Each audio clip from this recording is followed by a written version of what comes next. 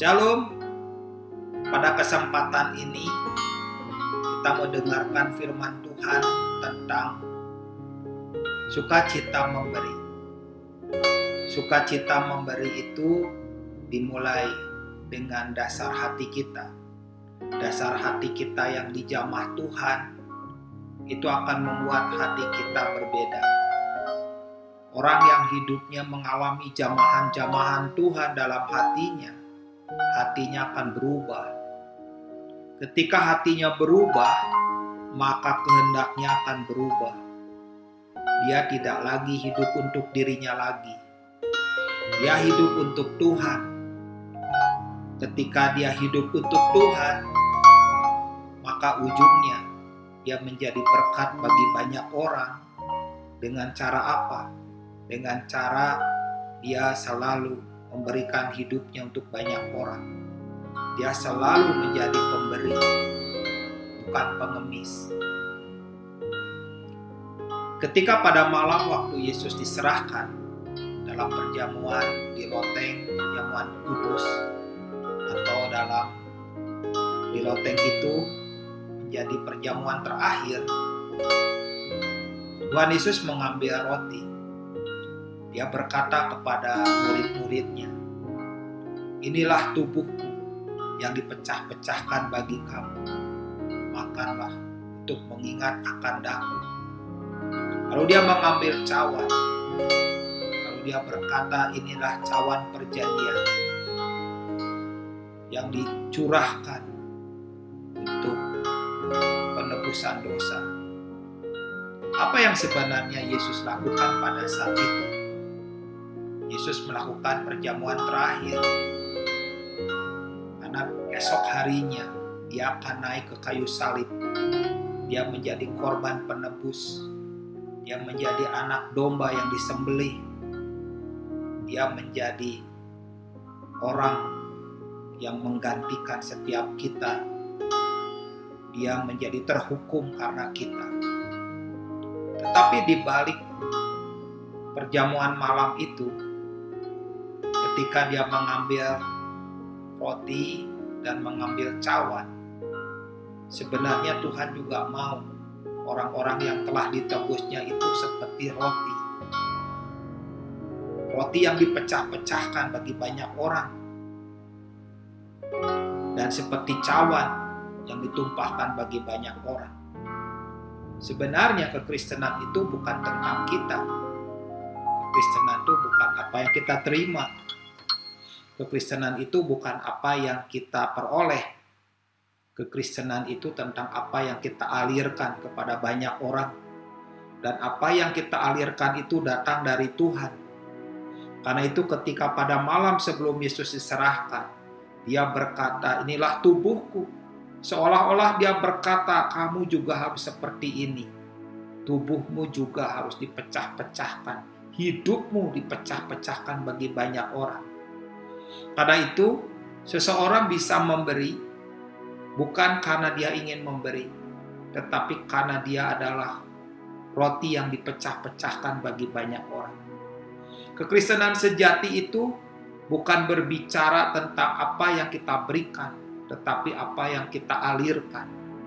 Kalau yang kita alirkan itu berasal dari Tuhan, maka begitu ajaib apa yang telah mengalir dari Tuhan itu. Gak bisa dipadamkan, gak bisa dibendung, gak bisa dihentikan.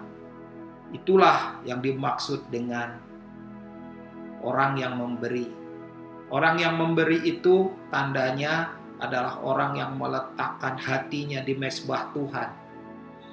Kalau hatinya digerakkan Tuhan untuk memberi, maka dia akan buka keran hatinya dan dia siap mengalirkan kepada banyak orang.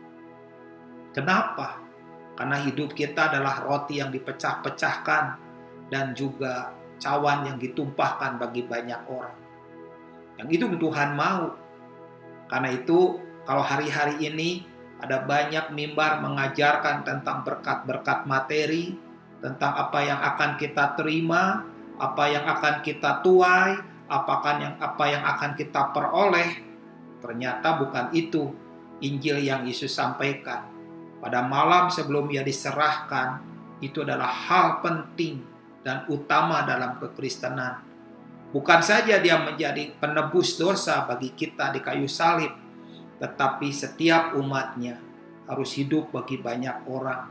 Dia harus menjadi roti yang terpecah, dan dia menjadi anggur atau cawan yang tertumpah. Semuanya mengalir kepada banyak orang sampai bumi ini penuh dengan kemuliaannya.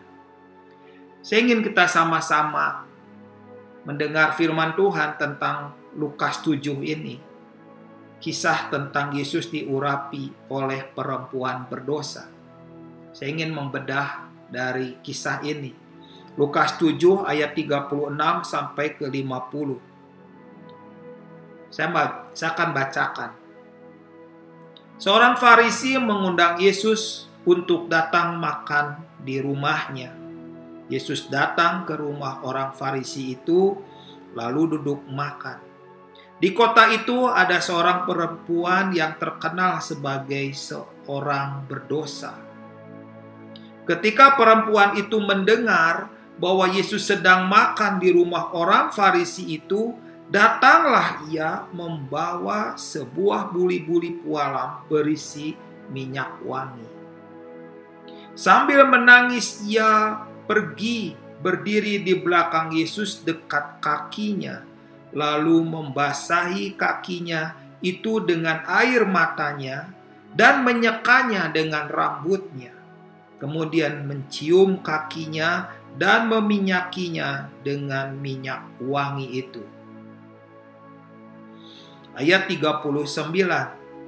Ketika orang Farisi yang mengundang Yesus melihat hal itu, ia berkata dalam hatinya, "Jika ia ini nabi, tentu ia tahu siapakah dan orang apakah perempuan yang menjamahnya ini. Tentu ia tahu bahwa perempuan ini adalah seorang berdosa."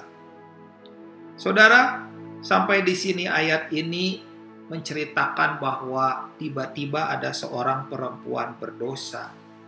Perempuan itu dengan menangis, dengan rasa syukur, dia melakukan sesuatu yang di luar kebiasaan pada saat itu, dan dia juga melakukannya juga dengan hati yang penuh rasa syukur. Gak bisa dibendung, gak bisa dihentikan, gak bisa dibungkam. Tetapi apa yang terjadi dengan orang Farisi yang mengundang Yesus? Dia merasa terganggu dan dia ingin memamerkan kesalehannya yang lebih daripada perempuan berdosa itu. Dia merasa bahwa dia lebih rohani daripada perempuan itu. Karena itu dia berkata dalam hatinya, sepertinya Yesus ini nggak tahu siapa perempuan berdosa ini. Atau juga dalam hatinya dia berkata, sepertinya Yesus nggak bisa lihat juga kalau aku lebih baik daripada perempuan itu.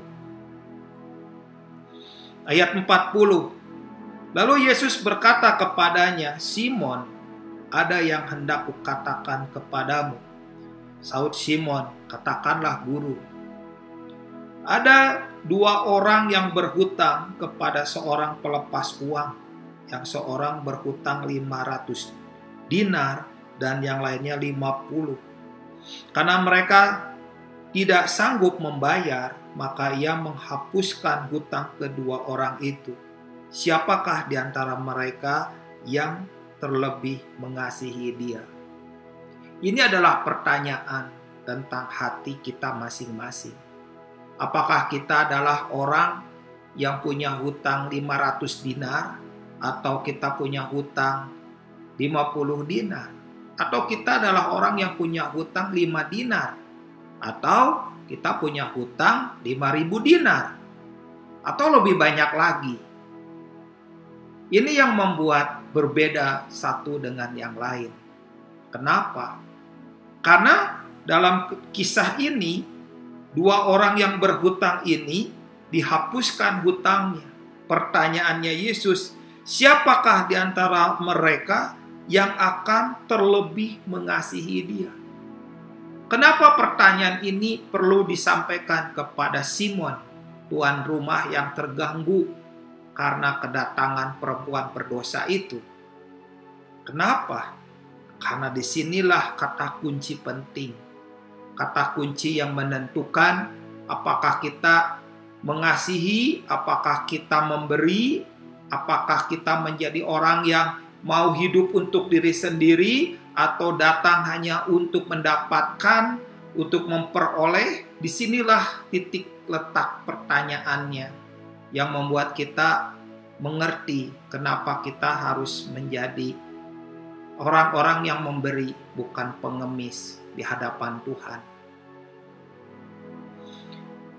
Disinilah pertanyaan itu akan terjawab. Ayat 43. Jawab Simon, "Aku kira dia yang paling banyak dihapuskan hutangnya." Kata Yesus kepadanya, "Betul pendapatmu itu." Di sini Simon mulai mengerti kenapa dia diberi pertanyaan, siapakah di antara mereka yang terlebih mengasihi dia. Dia menjawab dengan hati-hati bahwa aku kira yang paling banyak yang dihapuskan hutangnya. Lalu apa yang Yesus jelaskan kepada perempuan tentang perempuan itu kepada Simon, orang Farisi itu. Ayat 44. Dan sambil berpaling kepada perempuan itu, ia berkata kepada Simon, "Engkau lihat perempuan ini. Aku masuk ke rumahmu, namun engkau tidak memberikan aku air untuk membasuh kakiku. Tetapi ia membasahi kakiku dengan air mata dan menyekanya dengan rambutnya." Yesus membandingkan. Kalau Simon mulai membandingkan kesalehannya, kerohaniannya, kesungguhannya, tapi Yesus membandingkan dua orang yang sama tentang apa yang telah diperbuatnya kepada Yesus sendiri. Yesus berkata bahwa engkau lihat perempuan ini. Aku masuk ke rumahmu, namun engkau tidak memberikan aku air untuk membasuh kakiku. Pada saat itu kita tahu di padang gurun itu berdebu. Tetapi yang dilakukan oleh Simon tidak memberikan air untuk membasuh kaki Yesus. Tetapi perempuan itu sangat luar biasa. Dia melakukan hal yang luar biasa, melebihi batas. Apa yang dilakukannya? Perempuan itu membasahi kaki Yesus dengan air matanya. Dia mengungkapkan, dia mengekspresikan kasihnya kepada Tuhan terhadap anugerah yang dia terima. Dia menyatakan ekspresi yang begitu meluap, yang begitu nyata sekali kepada Tuhan. Dengan cara apa? Dia membasahi kaki Yesus dengan air mata. Setelah itu, ia menyekanya dengan rambutnya. Itu artinya apa? Itu artinya bukan untuk dirinya lagi. Tidak ada kepentingan. Tidak ada yang membuat dia merasa dirugikan. Semuanya untuk Tuhan Yesus. Tidak ada harga diri. Tidak ada yang membuat dia tersinggung.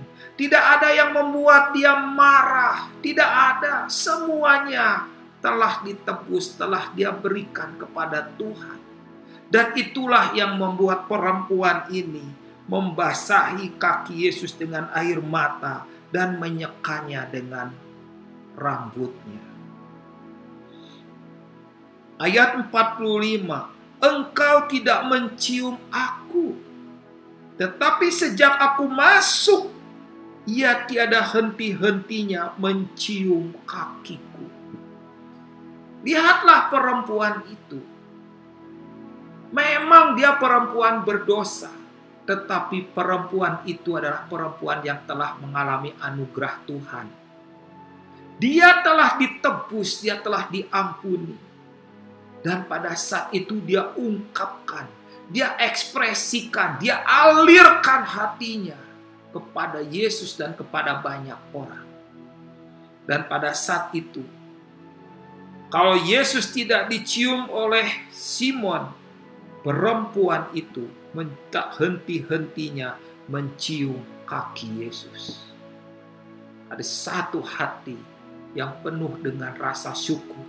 Orang yang mempunyai hati yang penuh rasa syukur adalah hati yang bisa memberi. Dan orang yang mempunyai hati yang memberi, dia akan menuai sukacita. Itulah sukacita yang memberi. Ayat 46. Engkau tidak meminyaki kepalaku dengan minyak, tetapi ia meminyaki kakiku dengan minyak wangi. Ini hal yang menarik. Seharusnya pada waktu itu Simon ke dalam kamar.